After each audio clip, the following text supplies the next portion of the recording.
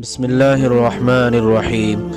جب نبی کریم صلی اللہ علیہ وسلم غسل جنابت فرما رہے تھے، میں نے آپ کا پردہ کیا تھا تو آپ نے پہلے اپنے ہاتھ دھوئے، پھر داہنے ہاتھ سے بائیں پر پانی بہایا اور شرمگاہ دھوئی اور جو کچھ اس میں لگ گیا تھا اسے دھویا، پھر ہاتھ کو زمین یا دیوار پر رگڑ کر دھویا، پھر نماز کی طرح وضو کیا پاؤں کے علاوہ، پھر پانی اپنے سارے بدن پر بہایا اور اس جگہ سے ہٹ کر دونوں قدموں کو دھویا۔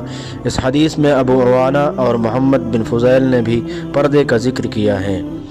ام سلیم ابو طلحہ رضی اللہ عنہ کی عورت رسول کریم صلی اللہ علیہ وسلم کی خدمت میں حاضر ہوئیں اور کہا کہ اللہ تعالی حق سے حیا نہیں کرتا کہ عورت پر بھی جب کہ اسے احتلام ہو غسل واجب ہو جاتا ہے، تو رسول اللہ صلی اللہ علیہ وسلم نے فرمایا ہاں اگر اپنی منی کا پانی دیکھے تو اسے بھی غسل کرنا ہوگا۔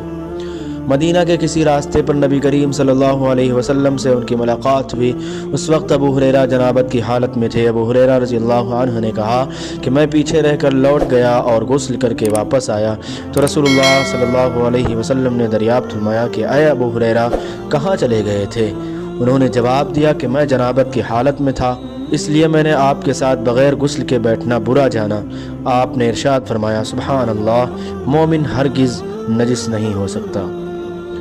نبی کریم صلی اللہ علیہ وسلم اپنی تمام ازواج کے پاس ایک ہی رات میں تشریف لے گئے۔ اس وقت آپ کے ازواج میں 9 بیویاں تھیں۔ میری ملاقات رسول اللہ صلی اللہ علیہ وسلم سے ہوئی۔ اس وقت میں جنوبی تھا، آپ نے میرا ہاتھ پکڑ لیا اور میں آپ کے ساتھ چلنے لگا۔ آخر آپ ایک جگہ بیٹھ گئے اور میں آہستہ سے اپنے گھر آیا اور غسل کر کے حاضر خدمت ہوا۔ آپ ابھی بیٹھے ہوئے تھے، آپ نے دریافت فرمایا اے ابو ہریرہ کہاں چلے گئے تھے؟ میں نے واقعہ بیان کیا تو آپ نے فرمایا سبحان اللہ، مومن تو نجس نہیں ہوتا۔ سلمہ رضی اللہ تعالی عنہ نے کہا میں نے عائشہ رضی اللہ عنہ سے پوچھا کہ کیا نبی کریم صلی اللہ علیہ وسلم جنابت کی حالت میں گھر میں سوتے تھے؟ کہا ہاں لیکن وضو کر لیتے تھے۔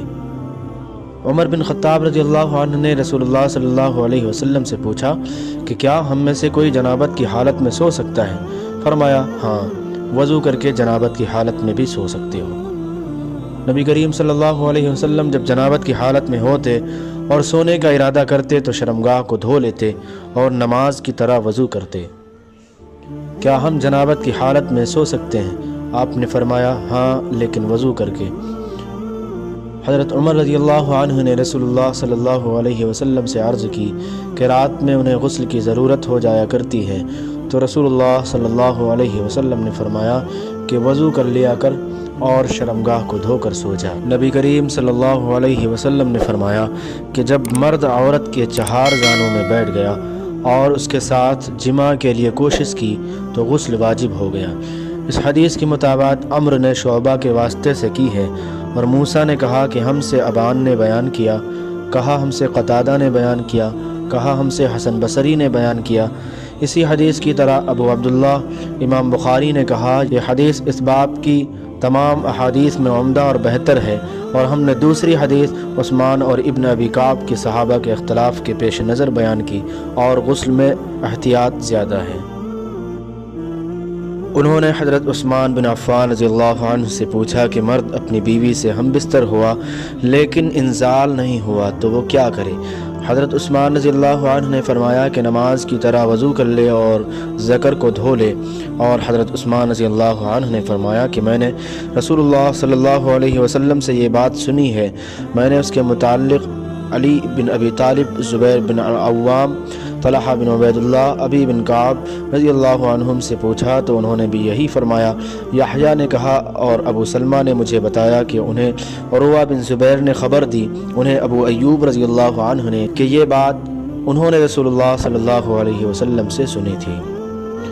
انہوں نے پوچھا یا رسول اللہ جب مرد عورت سے جماع کرے اور انزال نہ ہو تو کیا کرے؟ آپ صلی اللہ علیہ وسلم نے فرمایا عورت سے جو کچھ اسے لگ گیا اسے دھو لے، پھر وضو کرے اور نماز پڑھے۔ ابو عبداللہ امام بخاری رحمۃ اللہ علیہ نے کہا غسل میں زیادہ احتیاط ہے، اور یہ آخری احادیث ہم نے اس لیے بیان کر دیں تاکہ معلوم ہو جائے کہ اس مسئلے میں اختلاف ہے اور پانی سے غسل کر لینا ہی زیادہ پاک کرنے والا ہے۔